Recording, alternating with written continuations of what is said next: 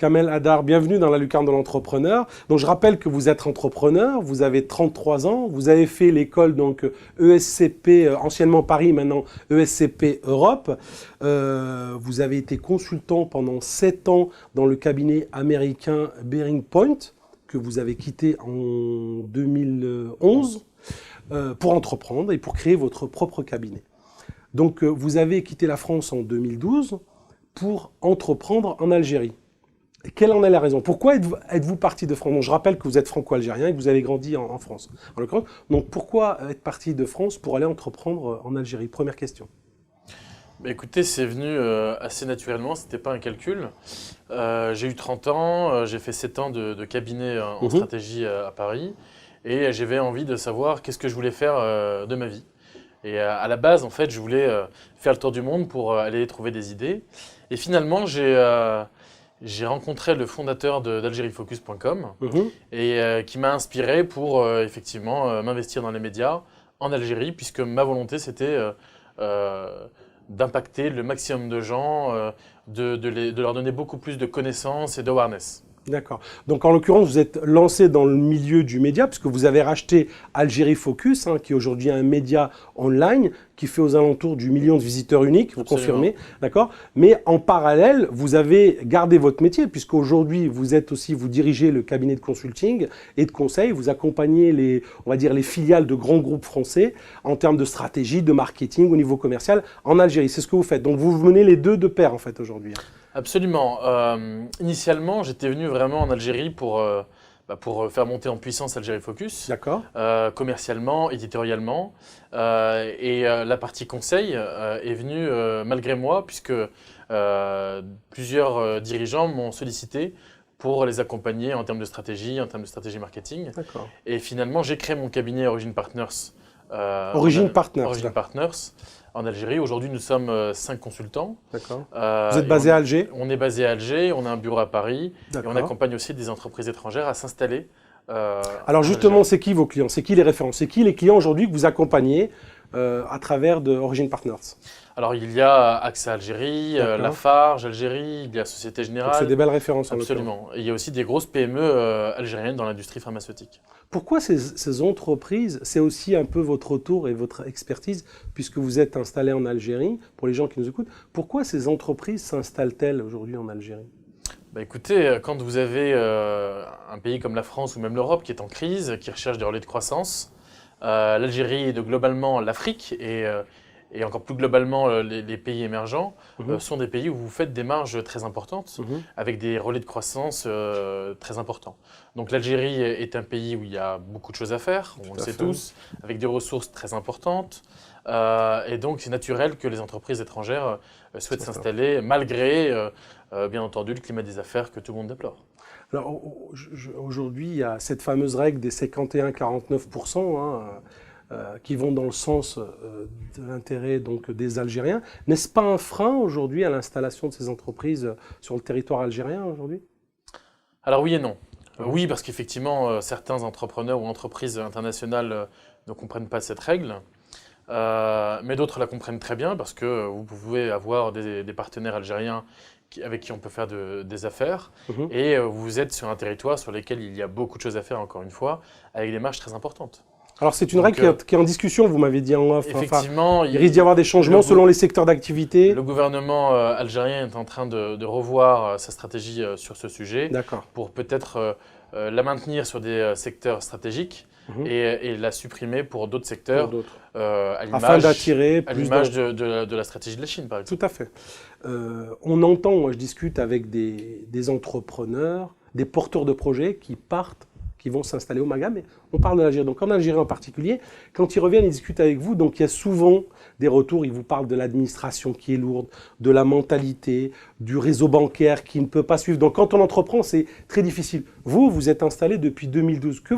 Qu'est-ce que vous répondez à ces gens-là aujourd'hui? Vous le savez, vous êtes entrepreneur, beaucoup d'entrepreneurs vont comprendre ce que je dis. Entreprendre, c'est prendre des risques. Entreprendre, c'est être persévérant. Entreprendre, c'est ne jamais rien lâcher. Donc, vous rentrez dans un territoire, vous rentrez dans un marché.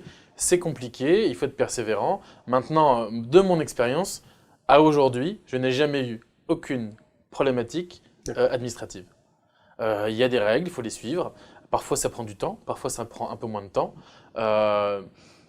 Après, ça dépend. Voilà. Moi, je suis dans le service, donc c'est beaucoup plus simple. Vous voulez investir 500 millions d'euros dans une usine de ciment, oui, c'est plus compliqué. Là, on commence à travailler avec les institutions, et donc c'est un peu plus compliqué. Mais il y a un ticket d'entrée qui est important, comme beaucoup de pays dans les pays émergents.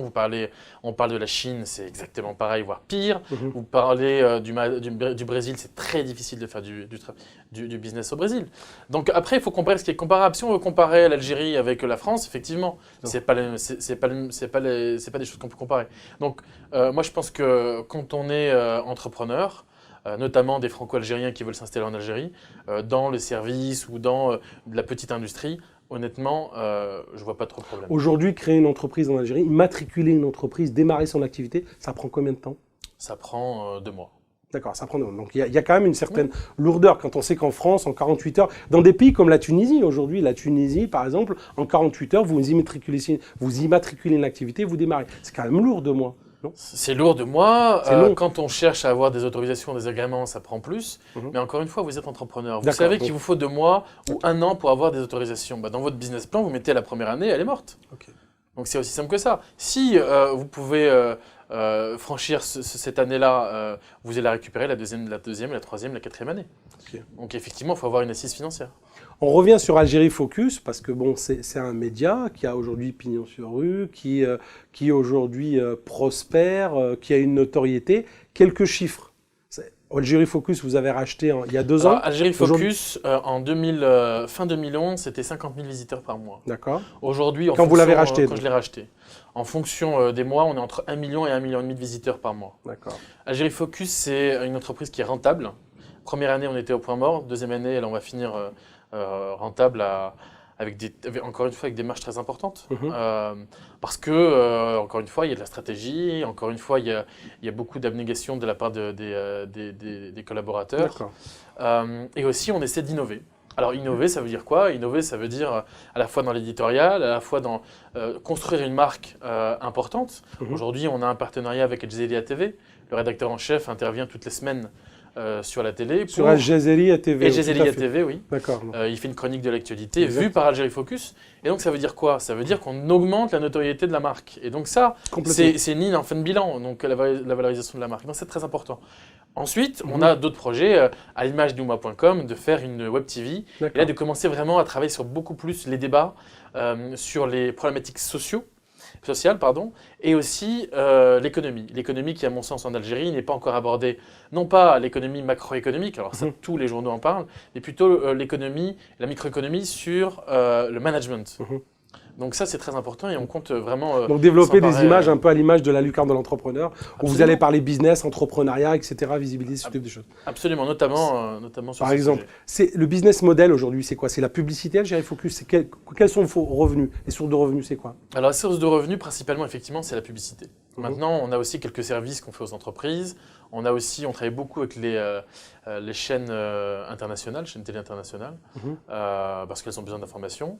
On va se lancer sur le crowdfunding. On pense que les 10 millions d'Algériens qui constituent la diaspora algérienne, ce sont des sources de revenus. Et on va lancer effectivement le crowdfunding pour financer des reportages, des enquêtes, qui nous permettra aussi, et ça c'est très important, d'être un média encore plus indépendant, parce qu'effectivement la publicité, qu'on le veuille ou non, c'est une source de dépendance par rapport aux annonceurs. Et de dire à la diaspora algérienne, faites en sorte que Algérie Focus soit de plus en plus indépendant, c'est réellement d'avoir un contre-pouvoir et un média qui va vous dire exactement ce qui se passe dans le pays. Et je pense que là, encore une fois, c'est la citoyenneté tout simplement. Tout à fait. Dire qu'au travers de ce concept de crowdfunding, vous demandez aux Algériens qui font partie de la diaspora de payer pour que vous puissiez derrière vous, en tant que journaliste, enquêter sur telle ou telle thématique, recruter des journalistes parce que ça coûte de l'argent, d'acheter du matériel aussi pour aller sur place, défrayer les journalistes pour aller en région, parce que l'Algérie c'est pas uniquement Alger. Et d'ailleurs en parlant de ça, on lance la 2e édition de l'Algérie Focus Tour. C'était ma question suivante. L'Algérie Focus Tour, c'est quoi alors en l'occurrence? Alors l'Algérie Focus Tour, c'est quoi? Alors on a l'an passé fait la première édition d'Algérie Focus Tour. C'est parti de quel constat? Le constat, Tous les médias algériens, et nous notamment, toute l'année, on parle beaucoup d'Alger et on parle beaucoup de l'Algérie de manière négative, parce qu'on retraduit les faits factuellement. Et à un moment donné, j'ai dit, au mois de mai de l'année dernière, j'ai dit, mais à un moment donné, faut aussi montrer et mettre en lumière les Algériennes et les Algériens qui font des choses bien, qui se lèvent le matin et qui travaillent dur pour créer de la richesse pour leur pays et pour créer de la richesse pour l'environnement, pour le quartier, pour la ville, pour le village, etc. Et donc cette année, l'an passé c'était sur le patrimoine, et cette année c'est sur l'entrepreneuriat et l'innovation sociale.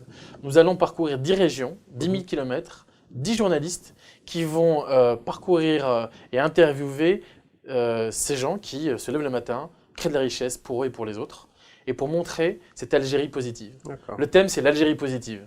C'est important à la fois pour les Algériennes et les Algériens de voir que, eh bien, il y a des exemples de réussite qui ne sont pas les exemples de réussite qu'on nous rabâche toute l'année et toutes les décennies, mais il y a des Algériens qui sont inconnus. Et nous, on veut mettre en lumière ces réussites pour leur montrer que quand on va à l'école et qu'on réussit, quand on est persévérant et quand on se donne les moyens de rêver, eh bien, on peut réussir. D'accord. Alors justement, on parle d'Algérie Focus, de presse. Alors, la presse libre ou pas en Algérie ? Vous qui êtes un patron de presse. La presse, beaucoup plus libre que beaucoup de médias au Maghreb et de manière globale en Afrique. D'accord. Maintenant, effectivement, vous avez, comme partout dans le monde, la publicité. Et la publicité, je considère que c'est une forme de dépendance. Et c'est une forme qu'il va falloir commencer à très sérieusement voir des alternatives. Et tout à l'heure, on parlait du crowdfunding. Moi, je pense, et j'en suis convaincu, que les lecteurs ont une responsabilité sur l'indépendance de leurs médias. Alors, Algérie Focus, c'est du online, c'est du web. La presse online, justement, en Algérie, ça prend de plus en plus d'ampleur, de plus en plus d'importance. Récemment, il y avait justement le forum 4M qui était à Beyrouth, donc organisé par le CFI, où vous étiez présent et moi aussi, où on a vu, il y avait 200 professionnels, 200 journalistes, 200 patrons de presse du monde arabe. C'était relativement intéressant, il y avait du monde. Donc aujourd'hui, le online prend de l'importance dans les pays arabes et du Maghreb en particulier. Alors, je en Algérie, comment vous le voyez, comment vous le percevez ? Alors effectivement, il va prendre de plus en plus d'ampleur, tout simplement parce que depuis maintenant 11 mois, nous avons la 3G. Et la 3G, qu'est-ce que ça veut dire ? Ça veut dire que nous allons avoir beaucoup plus d'Algériennes et d'Algériens sur le web, donc beaucoup plus d'internautes.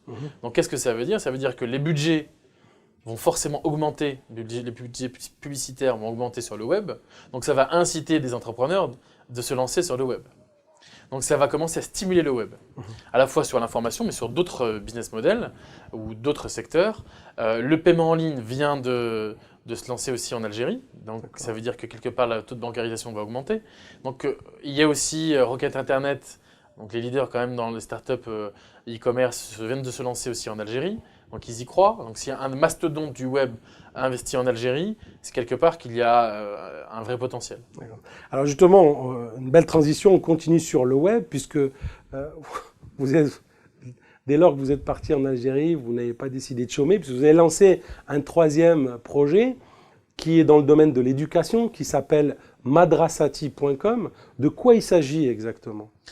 Alors, de par mes activités associatives, on coach beaucoup les étudiants algériens pour faire des grandes écoles internationales, et j'ai eu l'occasion de faire beaucoup de conférences dans les universités algériennes et les écoles algériennes, et on constate que l'éducation est un vrai problème parce que le système éducatif algérien est en panne et il faut absolument faire quelque chose. Alors moi je ne suis pas le ministre de l'Éducation, donc je ne peux pas tout régler, mais j'ai une idée qui consiste à lancer du soutien scolaire en ligne pour être accessible au maximum des Algériens et des Algériennes.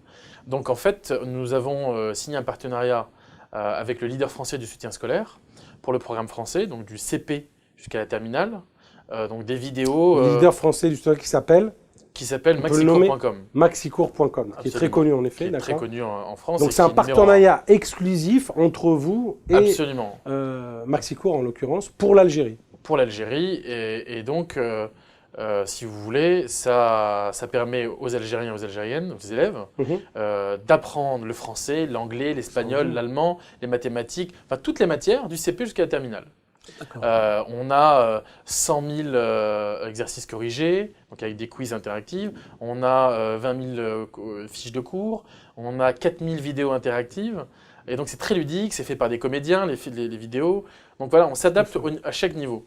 Et c'est pour des prix qui sont quand même très raisonnables quand on sait que le troisième poste de dépense des Algériennes et des Algériens, c'est l'éducation. C'est quoi, par exemple, les prix? Vous parliez de tarifs de prix, c'est quoi, par exemple, Alors, par exemple, si vous prenez un mois, c'est 2500 dinars, l'équivalent de 25 euros par mois. 25 euros par mois. Et si vous prenez l'année, ouais. pour un élève et ses parents, parce que les parents sont intégrés aussi dans le process, c'est-à-dire que le parent peut dire mercredi après-midi, tu vas aller faire tel exercice et lire tel cours. Donc je peux vérifier que mon enfant a bien suivi tel cours et tel exercice, et je peux regarder aussi la note à la fin.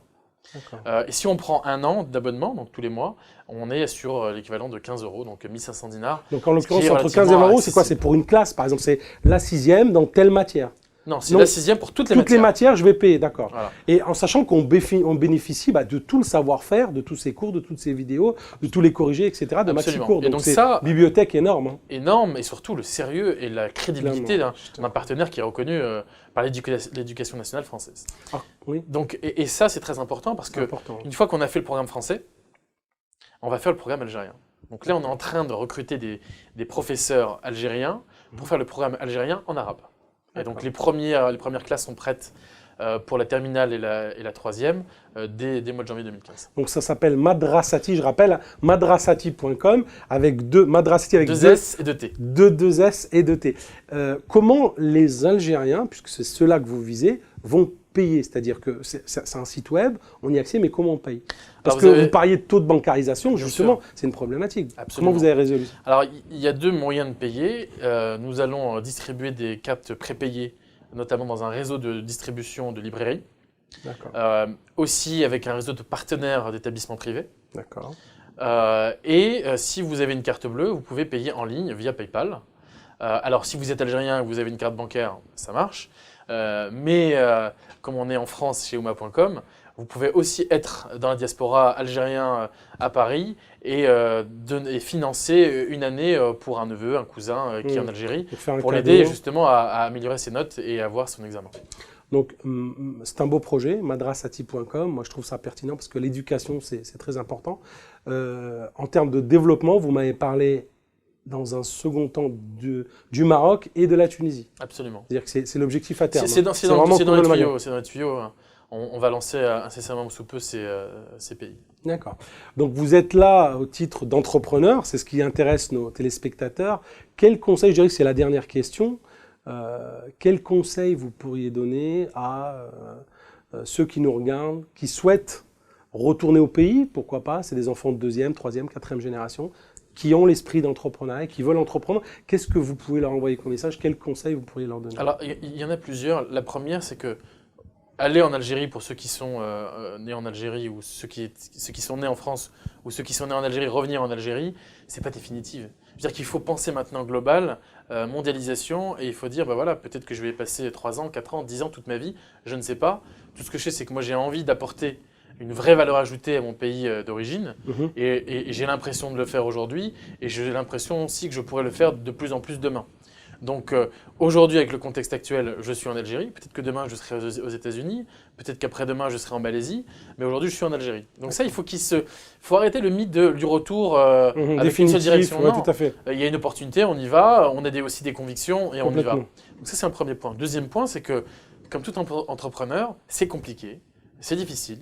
Il faut être bien entouré.